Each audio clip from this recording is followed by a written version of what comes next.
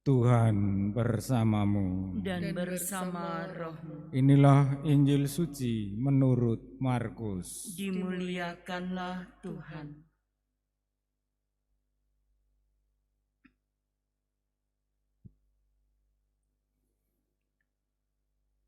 Pada suatu hari, serombongan orang Farisi dan beberapa ahli Taurat dari Yerusalem datang menemui Yesus.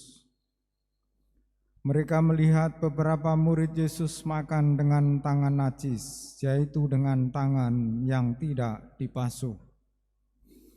Sebab orang-orang Farisi seperti orang-orang Yahudi lainnya tidak makan tanpa membasuh tangan lebih dahulu, karena mereka berpegang pada adat istiadat nenek moyang. Dan kalau pulang dari pasar, mereka juga tidak makan kalau tidak lebih dahulu membersihkan dirinya.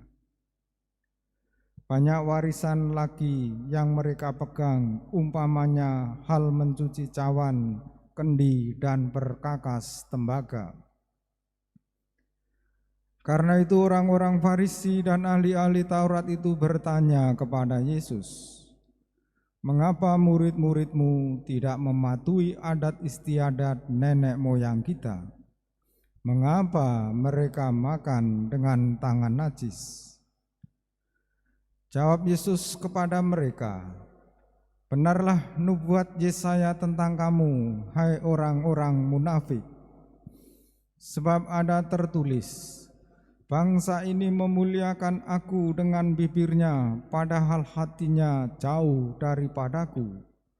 Percuma mereka beribadat kepadaku, sebab ajaran yang mereka ajarkan ialah perintah manusia.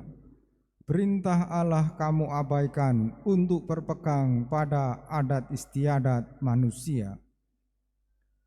Yesus berkata kepada mereka, "Sungguh pandai kamu mengesampingkan perintah Allah, supaya kamu dapat memelihara adat istiadat sendiri.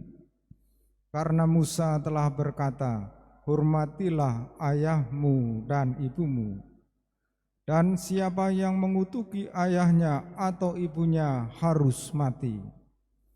Tetapi kamu berkata, kalau seorang berkata kepada bapak atau ibunya, apa yang ada padaku yang dapat digunakan untuk memeliharanya sudah digunakan untuk kurban, yaitu persembahan kepada Allah, maka kamu membiarkan dia untuk tidak lagi berbuat sesuatu pun bagi bapa atau ibunya. Dengan demikian sabda Allah kamu nyatakan tidak berlaku demi adat istiadat yang kamu ikuti itu, dan banyak hal lain seperti itu yang kamu lakukan." Demikianlah sabda Tuhan. Terpujilah Kristus.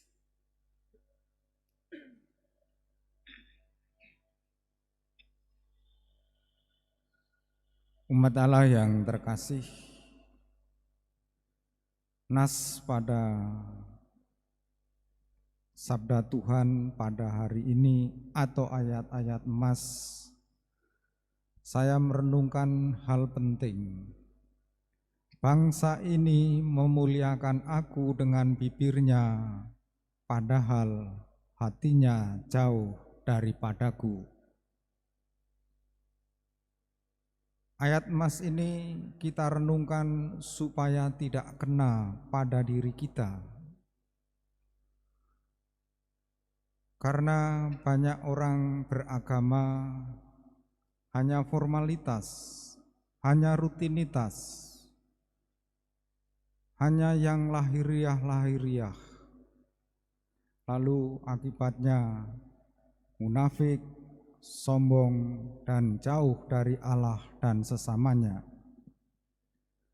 Orang yang tidak seagama dengan dia dianggap kafir, dianggap najis, dianggap tidak beragama, maka boleh dibinasakan.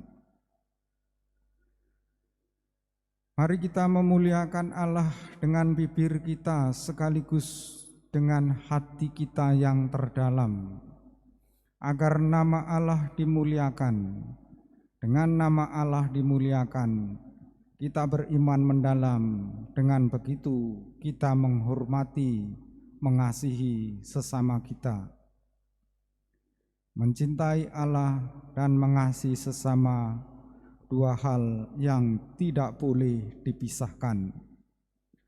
Terutama mari kita menghormati orang tua kita, ayah dan ibu kita. Karena barang siapa menghormati ayah dan ibunya, ia akan diberi umur panjang di perantauan dan menjadi berkat bagi sesamanya. Daud adalah contoh seseorang yang beragama mendalam. Di mezbah Allah dia berdoa. Ketika mezbah Allah sudah selesai dibangun, ia berdoa untuk kemuliaan Allah, untuk dirinya, dan untuk bangsa Israel atau umatnya. Doa Daud, doa Salomo tadi menggambarkan sungguh-sungguh doa orang beriman. Semoga ayat mas yang saya kutipkan tidak kena untuk hidup beragama kita, dijauhkan dari diri kita. Bangsa ini memuliakan aku dengan bibirnya, padahal hatinya jauh daripadaku. Kita satukan doa-doa kita bersama persembahan di altar.